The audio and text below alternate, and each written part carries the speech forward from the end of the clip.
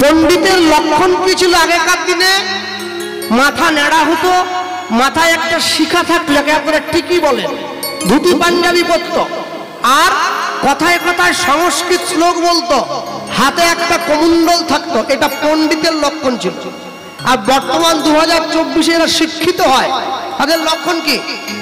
ছেঁড়া প্যান্ট থাকে, ফ্ল্যাটে চলে যায়, দেশের বাড়িতে থাকে না, বাপ মার ঘাট ধরে বাড়ির বাইরে বের করে দেয়, মাকে বৃদ্ধাশ্রমে পাঠিয়ে দেয়, দুবেলা দুমুঠো খেতে দেয় না, সঙ্গে কুত্তা নিয়ে ঘুরে বেড়ায়। এটা পণ্ডিতের লক্ষণ 2024-এ।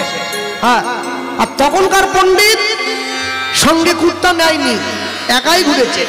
হ্যাঁ, প্রেমানন্দের বাবা গিয়ে প্রেমানন্দকে বলছে, হ্যাঁ রে প্রেমানন্দ, আমি তো পণ্ডিত, তোর কি ইচ্ছে করে না আমার মতো পাণ্ডিত্য অর্জন করে পণ্ডিত হতে? প্রেমানন্দ বলছে, বাবা হ্যাঁ, তুমি যদি পণ্ডিত হও তাহলে আমার ইচ্ছে কি করে জানো? তোমার থেকে আরো বড় পণ্ডিত হয়ে পাণ্ডিত্য অর্জন করে।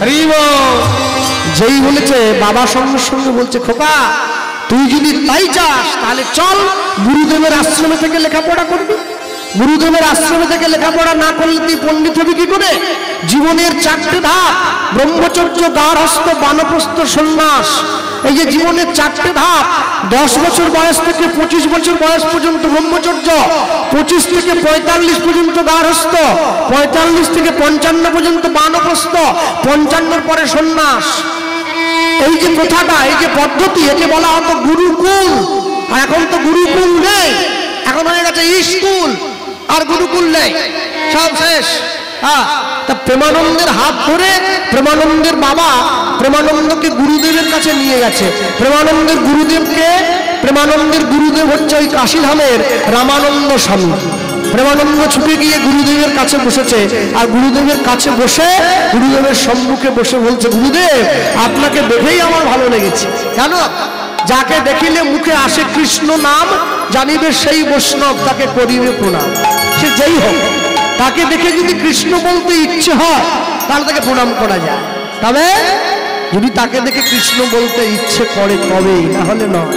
প্রেমানন্দ গিয়ে গুরুদেবের কাছে বসে কি বলছে? করতালি দিয়া বলে, করতালি দিয়া বলে, জয় গুরু জয়, তুমি মাতা, তুমি পিতা, তুমি সর্বময়, তাই তুমি পিতা, তুমি সর্বময়, তুমি মাতা, তুমি পিতা, তুমি সর্বময়।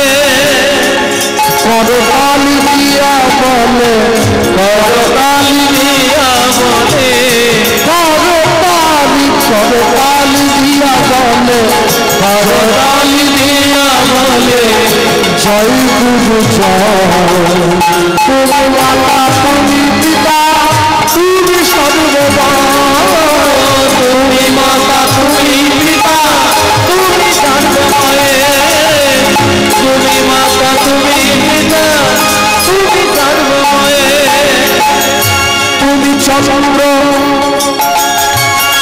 তুমি সূর্য,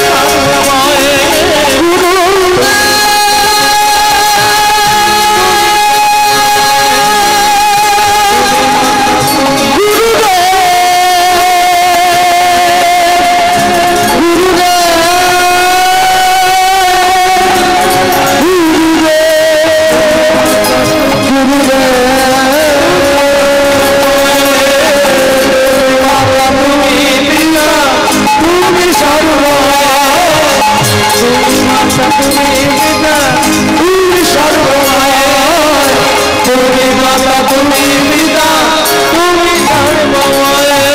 আরে বলিয়ে ভাই পরম দয়াল শ্রী গুরুদেব কি গুরুদেব চরণে গিয়ে প্রণাম জানাচ্ছি। গুরুদেব প্রেমানন্দকে তুলে বক্ষ মাঝে জড়িয়ে ধরলো। প্রেমানন্দ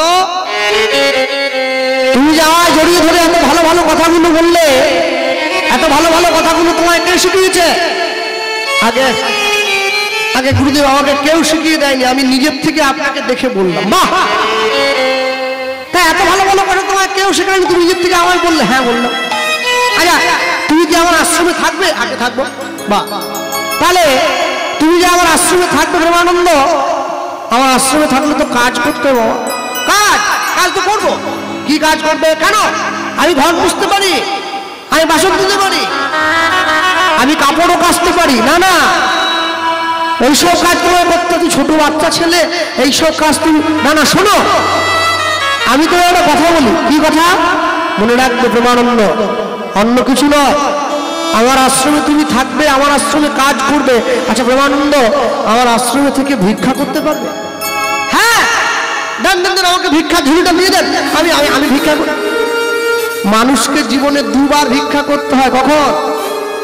যখন বাবা মা মারা যায় তখন শ্রাদ্ধ করার জন্য ভিক্ষা করতে হয়। আরেকবার যখন মেয়ের বিয়ে হয়, মেয়ের বিয়ে দেওয়ার সময় ভিক্ষা করতে হয়।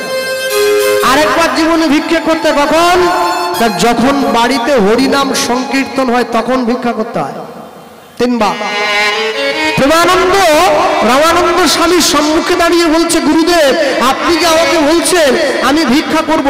না না প্রেমানন্দ, শোনো, আমার আশ্রমে ভিক্ষা করার নিয়ম আছে বাবা। তুমি যখন তখন যেমন করে খুশি ভিক্ষা করলে হবে না। তাহলে শোনো, প্রত্যেক দিন তুমি 21টা বাড়িতে যাবে। আচ্ছা, 21টা বাড়ির বেশি একটা বাড়িতেও ভিক্ষা করা যাবে না। আর এই 21টা বাড়ির থেকে প্রতিটা বাড়ির থেকে তুমি এক মুঠো করে চাল নেবে, একটু বেশিও নয় একটু কমও নয়। সেই এক মুঠো চাল এনে তুমি আমার হাতে দেবে, আমি রান্না করে ভগবানকে ভোগ দেব, তারপরে সকলে মিলে প্রসাদ পাবো। ভক্তমণ্ডলী, ভক্তিমতী মায়েরা, যেই কথা বলেছে এই কথা বলা মাত্র সঙ্গে সঙ্গে প্রেমানন্দ গুরুদেবের সম্মুখে দাঁড়িয়ে বলে উঠছে, গুরুদেব তাহলে আমাকে ভিক্ষার ঝুলিটা দিয়ে দিন, আমি ভিক্ষা করতে যাব। আর যেই বলেছে ভিক্ষা করতে যাব, গুরুদেব সঙ্গে সঙ্গে প্রেমানন্দকে ভিক্ষার ঝুলিটা নিয়ে এসে প্রেমানন্দের হাতে দিয়ে দিয়েছে।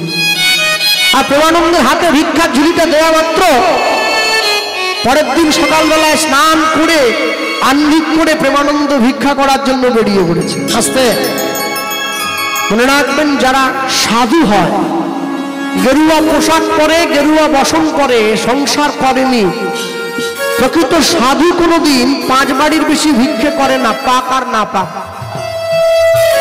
যে প্রকৃত বৈষ্ণব হয়েছে, সংসার ত্যাগ করেছে, সংসারে থাকে না, দোর কৌপিন বহির্বাস পরে, মাথা নেড়া, মাথায় শিখা আছে, প্রকৃত বৈষ্ণব কোনোদিন 11টা বাড়ির বেশি ভিক্ষা করে না, পাক আর না পাক।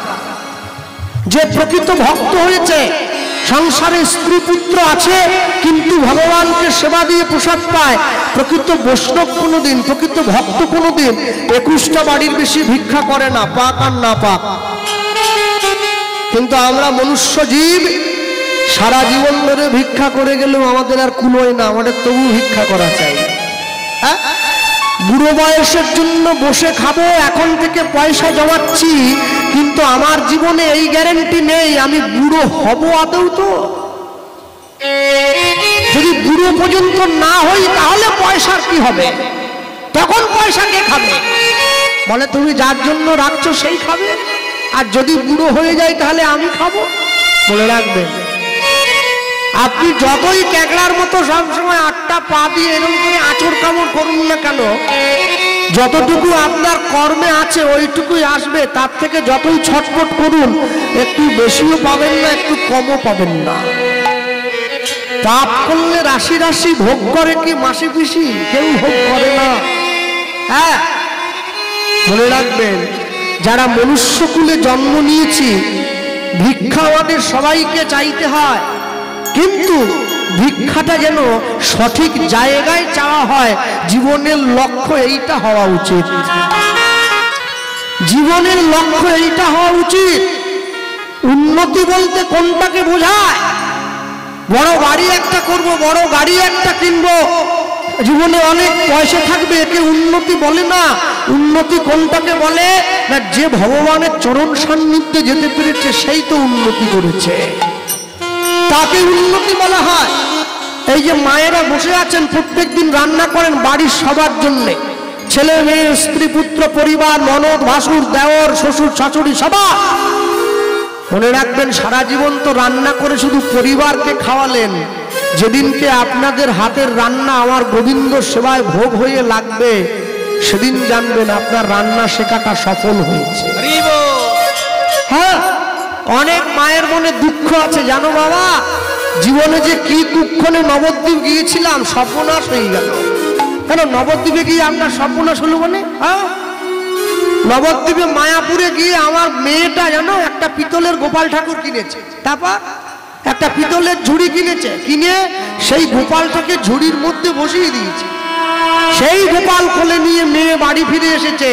বাড়িতে ফিরে এসে মায়ের কাছে গিয়ে বলছে, আমার হাঁড়ি কড়াগুলো আলাদা করে দাও, আমি তোমাদের সঙ্গে আর খাবো না,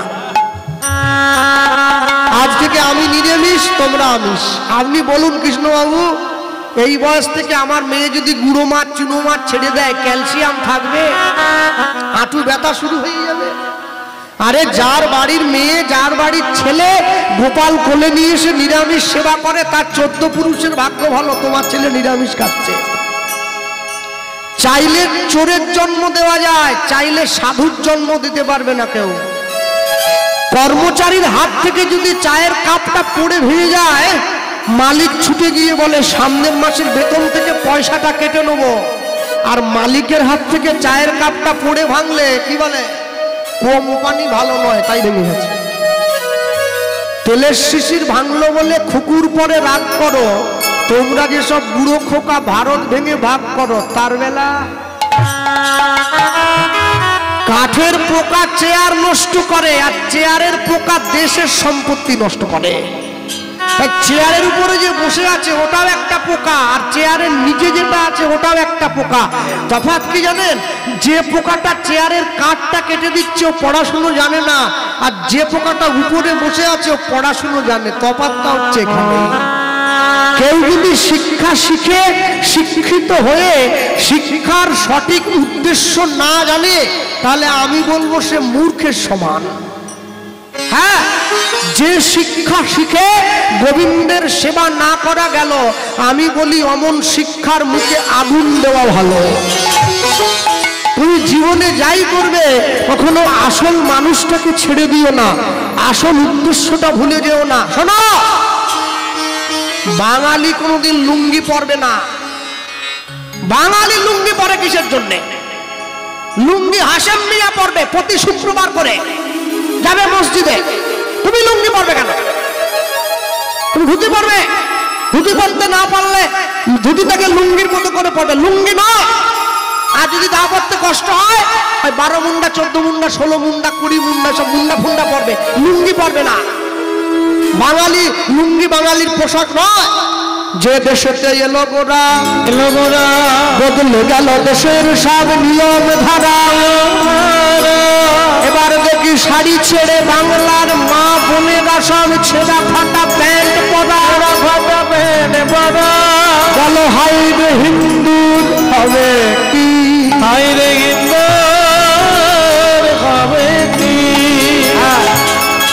ছোট পোশাক পরাকে, ছোট পোশাক, ছেঁড়া পোশাক, এই পোশাক পরাকে যারা আধুনিকতা বলে মনে করে, আমি বলি এর থেকে আমাদের মেদিনীপুরের গরুগুলো বেশি আধুনিক। কারণ ওরা কোনো পোশাকই পরে না, এমনি ঘোরে। ওরা আরো শিক্ষিত তোমাদের থেকে। হ্যাঁ, যে পোশাক পরলে লজ্জা নিবারণ হয়, তুমি এমন পোশাক পরবে তোমাকে দেখে সমাজের লজ্জা পায়, সে পোশাক তুমি কেন পরবে? কেন পরবে? 33 কোটি দেবদেবী ভারতবর্ষের মাটিতে গড়াগড়ি যাচ্ছে, সারা বছর তুলসীতে জল দাও না, 25শে ডিসেম্বর ঝাউ গাছে চুনি লাইট দাও, হ্যাপি ক্রিসমাস।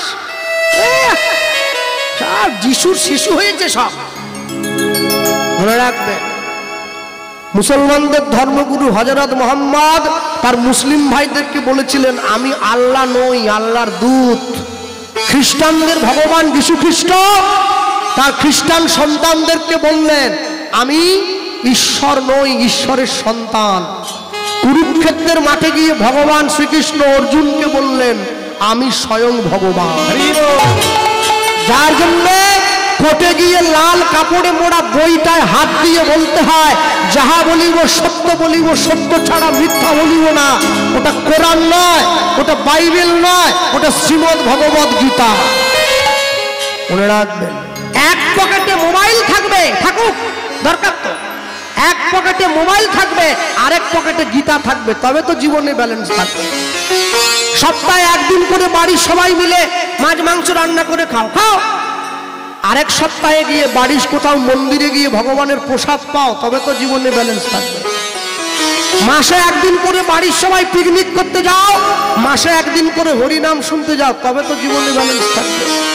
প্রেমানন্দ ভিক্ষার ঝুলিটা কাঁধে নিয়ে ভিক্ষা করতে বেরিয়ে পড়েছে, মানুষের দরজায় দরজায় ঘুরে ভিক্ষা করছে, হাসি মাখা বদনে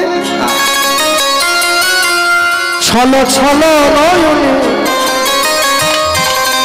হাসি মাখা বদনে ছলো ছলো নয়নে, আনন্দ কাননে মন রহুয়নি হরি বল হরি বল মনে রে আমার, হরি বল হরি হরি বল হরি বল মনে রে আমার, হাসি মাখা বদনে ছলো ছলো নয়নে, হাসি মাখা বদনে ছলো ছলো নয়নে, আনন্দ কারণে মন হরি হরি রঘুয় বিদায়, হরি বল হরি বল মনে রে আমার, হরি বল হরি বল মনে রে আমার। এই গতি নাই, গতি নাই হরি নাম ছাড়া, কণ্ঠ ভরিয়া ধাও হয়ে আত্মহারা। এই গতি নাই, গতি নাই হরি নাম ছাড়া, কণ্ঠ ভরিয়া ধাও হয়ে আত্মহারা। গতি নাই, গতি নাই হরি নাম ছাড়া, কণ্ঠ ভরিয়া ধাও হয়ে আত্মহারা। এই গতি নাই, গতি নাই হরি নাম ছাড়া, কণ্ঠ ভরিয়া ধাও হয়ে আত্মহারা। ওই দেখো তোমার বন্ধু তরিত এই ভব সিন্ধু, ওই দেখো তোমার বন্ধু তরিতেছে ভব সিন্ধু, ওই দেখো, ওই দেখো তোমার বন্ধু তরিতেছে ভব সিন্ধু, ওই দেখো তোমার বন্ধু তরিতেছে ভব সিন্ধু। হাত ধরে তোমায় সে, হাত ধরে তোমায় সে করে দেবে পার, হরি বল হরি বল তাই হরি বল হরি বল মনে রে আমার, হরি বল হরি বল মনে রে আমার, হরি বল হরি বল মনে রে আমার। কেউ তো কারো নয় এ কথাটা সত্য, তুমি ভেবেও দেখো বল সবই যে অনিত্য। ভারতবর্ষের সংবিধানে ভারতবর্ষের সরকারের আওতায় থাকতে গেলে একটা কার্ড করতে হয়, আছে না সবার? যে কার্ডটার নাম হচ্ছে আধার কার্ড। হ্যাঁ, আধার কার্ড না থাকলে আপনি থাকতে পারবেন না দেশে। তাহলে একটা সরকারের আওতায় থাকতে গেলে আধার কার্ড করতে হয়। গোটা বিশ্ব জগতের মূল আধার যে, তার চরণে থাকতে গেলেও একটা কার্ডের দরকার। হ্যাঁ, সেই কার্ডটা সবার থাকা দরকার। কেন? আধার কার্ডটা বেঁচে থাকতে কাজে লাগে, আর হরিনাম রূপী কার্ডটা মরে যাওয়ার পরে কাজে। কেউ তো পাবো নয় এই কথাটা সত্য, তুমি ভেবেও দেখো বল, সবই যে আমি মনটাই হইব।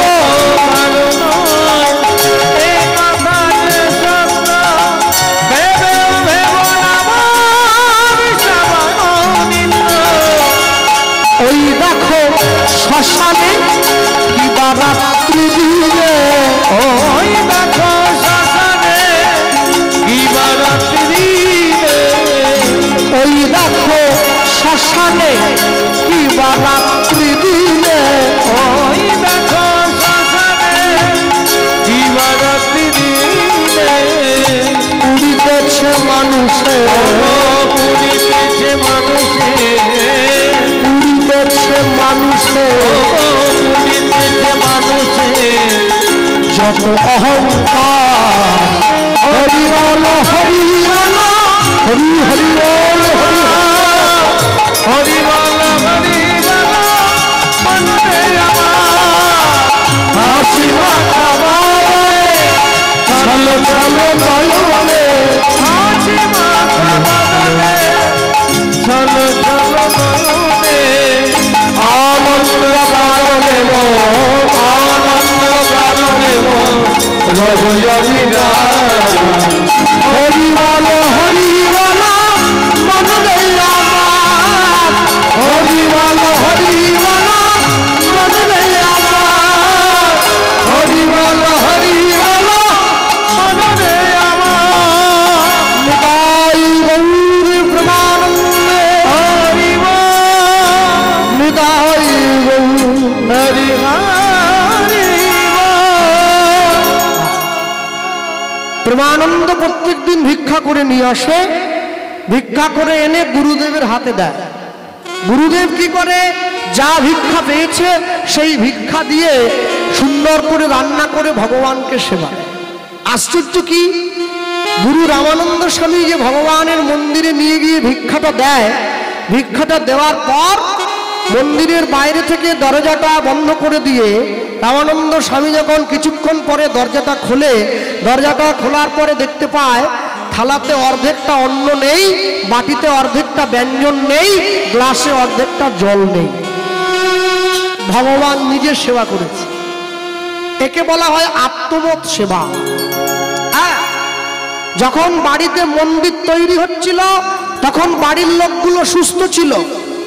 মন্দির তৈরি হয়ে যাওয়ার পরে বাড়িতে 5 জন লোকের 4 জনের সুগার হয়েছে।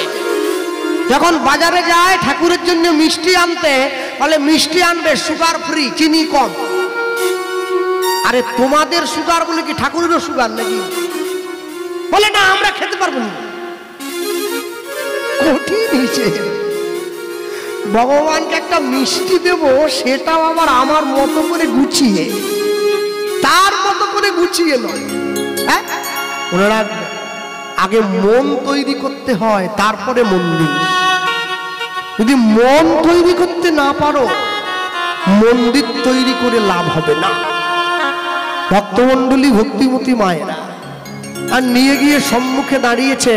প্রত্যেক দিন প্রেমানন্দে 21 মুঠো করে চাল এনে দেয়, আর গুরুদেব প্রত্যেক দিন রান্না করে সেবা দেয়। আস্তে মজার কথা কি জানে, গুরুদেবের একজন গুরুদেবের তো 2 শিষ্য ছিল, দুজনেই গুরুদেবকে খুব ভালোবাসে। এখন গুরুদেব নিয়ম করে দিয়েছে, তুমি আমার ডান পাটা মেসেজ করবে আর তুমি আমার বাঁ পাটা মেসেজ করবে।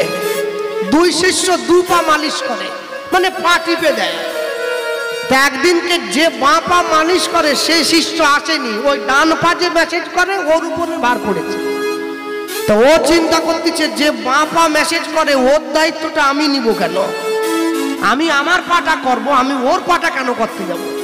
এই বলে গুরুদেব তো চোখটা বন্ধ করে শুয়ে আছে, ও ইচ্ছে করে গুরুদেবের বাঁ পাটাকে জোর করে মুড়ে দিয়েছে। যা মুড়ে দিয়েছে, পাটা মুচকে গেছে।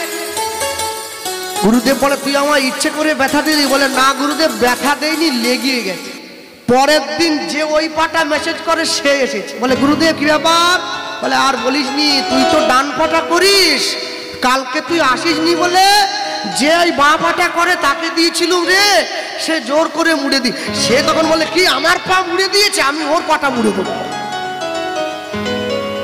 গুরুদেবকে জোর করে ঠেসে দৌড়ে গুরুদেবের বাঁ পা মুড়ে দিয়েছে। আমার পাকে খোড়া করা, আমি ওর পাকে খোড়া করে দেবো না। আমাদের ভালোবাসাটা মারাত্মক। গুরুদেব এখন চলতে পারেন, দু পায়ে খোড়া, বগলে লাঠি দিয়ে হাঁটে। আমরা শিষ্যও তো সেরকম হয়েছি। হ্যাঁ, আমার গুরু বাড়ি নবদ্বীপ, জানে, আমি যাই বছরে। তা আমার গুরুদেবের হাতে দেখি লোকে 500 টাকা দিচ্ছে, শিষ্যরা 500 টাকা দিয়ে প্রণাম করে বলছে, গুরুদেব আমার মেয়ের জন্য একটা মাস্টার জামাই খুঁজুন দেখি। গুরুদেব ঘটকালি করবে? গুরুদেবের কাজ নেই। মানুষ এটাই জানে না যে গুরুদেবের কাছে গিয়ে কি চাইতে হবে।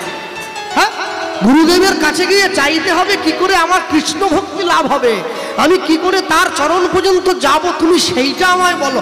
তা না বলে গুরুদেবের কাছে গিয়ে সব আজে বাজে চাওয়া মানুষের। আর গুরুদেবও হয়েছে তেমনি। আহা, যাক আর বলবো নি বাকিটা। ভক্তমণ্ডলী, ভক্তিমতী মায়েরা, প্রেমানন্দ প্রত্যেক দিন এসে দেয় হাতে। আর একদিন, দুদিন, 3 দিন, 4 দিন, 5 দিন, এই করতে করতে 2 বছর সময় কেটে গিয়েছে। আজকে প্রেমানন্দের বয়স হয়ে গিয়েছে 8 বছর। একদিন ভগবান মনে মনে চিন্তা করলেন, প্রেমানন্দ তুমি আমায় কতটা ভালোবাসো, আমি কোনোদিন তোমায় পরীক্ষা করে দেখিনি, আজকে আমি পরীক্ষা করে দেখব। আজকে যখন সকালবেলায় প্রেমানন্দ ভিক্ষার ঝুলিটা কাঁধে নিয়ে আশ্রম থেকে বেরিয়েছে ভিক্ষা করতে যাবে বলে, হঠাৎ করে আকাশের পশ্চিম কোণায় কালো একটা মেঘ উঠে দিল। আস্তে আস্তে করে সেই কালো মেঘে পুরো আকাশটা ভরে গেল। ঝমঝম করে বজ্র বৃষ্টি সহকারে বিদ্যুৎ নেমে এলো। প্রেমানন্দ ছুটে গিয়ে গুরুদেবের সামনে দাঁড়িয়ে বলছে, গুরুদেব এই দেখুন আকাশটা ভরে গিয়েছে, বৃষ্টি হচ্ছে, কি করে ভিক্ষায় যাব? গুরুদেব ছুটে এসে প্রেমানন্দকে বুকে জড়িয়ে ধরল। প্রেমানন্দ, প্রেমানন্দ আমি বলছিলাম বাবা, তুই যদি ভিক্ষায় না যাস তাহলে আমার গোবিন্দ তো না খেয়ে থাকবে বাবা। জানা একটু যা, একটু কষ্ট করে। আহা, 21টা বাড়ি না হোক, অন্তত 5-6টা বাড়ি থেকে আমার গোবিন্দ সেবার জন্য। প্রেমানন্দ ভিক্ষার ঝুলিটা কাঁধে নিয়ে বৃষ্টির মধ্যে ভিজতে ভিজতে ভিজতে এ গ্রাম থেকে সে গ্রাম ঘুরে বেড়াচ্ছে, মানুষের দরজায় টোকা দিচ্ছে, আমার একটু ভিক্ষা দাও, আমি প্রেমানন্দ, আমি রামানন্দ স্বামীর আশ্রম থেকে এসেছি, আমার এক মুঠো। ঘরের ভেতর থেকে চিৎকার করে বলে উঠল, প্রেমানন্দ আজ নয়, কালকে আসিস, আজকে বাড়ি যা। শূন্য পুটুলিটা হাতে নিয়ে প্রেমানন্দ ঘুরে বেড়াচ্ছে, গ্রামের পর গ্রাম ঘুরছে, 21 মুষ্টি চালের জন্য কেউ দিল না। কেউ প্রেমানন্দকে 1 মুঠো চাল ভিক্ষা দেয়নি। হাঁটতে হাঁটতে অনেকটা দূরে চলে গেছে। আস্তে আশ্চর্য কি জানেন, যারা দাঁড়িয়ে বসে আছেন, আমি যখন মন্দিরে গিয়ে ভগবানকে প্রণাম করি, আমি তখন মনে মনে ভাবি ভগবান আমার প্রণামটা দেখতে পাচ্ছে। এই বিশ্বাসটা আছে বলেই তো প্রণাম করছি। আমি যখন মন্দিরে গিয়ে ভগবানকে প্রণাম করছি, আমি মনে মনে এটা ভাবি ভগবান আমার প্রণামটা দেখতে পাচ্ছে। আচ্ছা, আমি যখন মন্দির থেকে বেরিয়ে আমার লোকের ভালো চপ্পলটা চুরি করে নিয়ে পরে পালাই, তখন আমি কি করে ভুলে যাই যে ভগবান আমার জুতো চুরিটাও দেখতে পাচ্ছে? আমাকে দুটোরই ফল নিতে হবে, প্রণামটার আর জুতো চুরিটা। লোকে বলে যে করে আমার আশ, আমি করি সর্বনাশ। এখানে যে কজন মানুষ বসে আছেন, একজন কেউ বলতে পারেন গোপাল কৃষ্ণ ভগবান আমার সর্বনাশ করেছে? ভগবান কোনোদিন কারো সর্বনাশ করে না, মা, কারো সর্বনাশ করে না। প্রকৃত কথাটা কি জানো? যে করে আমার আশ, আমি করি তার তমনাশ। তম মানে অন্ধকার, অন্ধকার মানে পাপ, পাপ মানে মায়া। তবু যদি সে না ছাড়ে মোর পাশ, আমি করি তার 6 পুত্রকে বিনাশ, তার কাম, ক্রোধ, লোভ, মোহ, মদ, মাশ্চর্য, তার ষড়রিপুকে বিনাশ করি। তবু যদি সে না ছাড়ে মোর পাশ, আমি তাকে দেই বনবাস, তাকে বৃন্দাবনে বাস করতে পাঠাই। যে তোমার শরণ লয় তার বাঞ্ছা পূর্ণ হয়, কৃপা করে দেহ মোরে বৃন্দাবনবাসী, নম নম তুলসী কৃষ্ণ প্রেয়সী। তারপরে ভগবান বললেন তবু যদি সে না ছাড়ে মোর পাশ, আমি তখন হব তার চরণের দাসের অনুদাস। ভগবানকে ভালোবাসা কি এত সোজা? হ্যাঁ, মুখে বলা যায়, ভাবছো বসে চলবে কিসে, তুমি ভাববার কে?